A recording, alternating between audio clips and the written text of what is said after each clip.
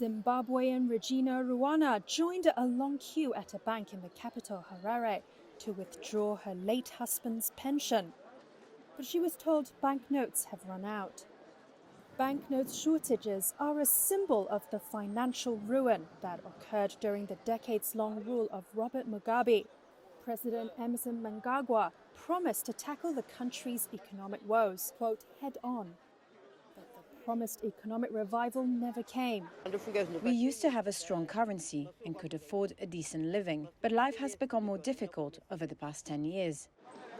Ruona's late husband's monthly pension of 24,000 Zimbabwe dollars, that's just over $5 US, is barely enough to buy about 4 pounds of sugar and half a gallon of cooking oil. Her predicament is shared by millions of Zimbabweans struggling with rising prices after the Zim dollar weakened 85% this year. At 101.3% year-on-year in July, Zimbabwe has one of the highest inflation rates in the world. Unemployment remains high, with only 30% of Zimbabweans holding formal jobs.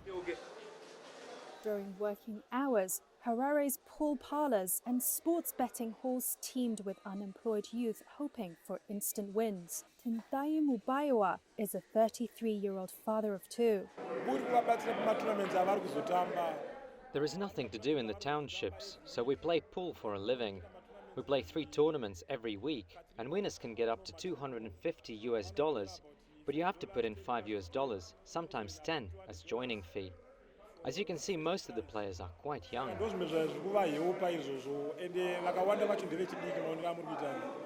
Economists say Zimbabwe's dire economic conditions could galvanize voters against the ruling party in the election later this month.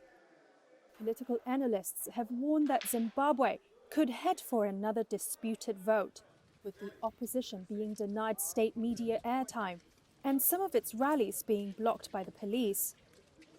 While Mnangagwa has played up progress in areas such as infrastructure development, Citizens Coalition for Change leader Nelson Chamisa, Mnangagwa's main challenger, has promised to grow Zimbabwe's economy. He also promised to fight corruption and end the country's isolation by the West over allegations of human rights abuses and electoral fraud. Critics say Chamisa has not explained how he would fund his election promises.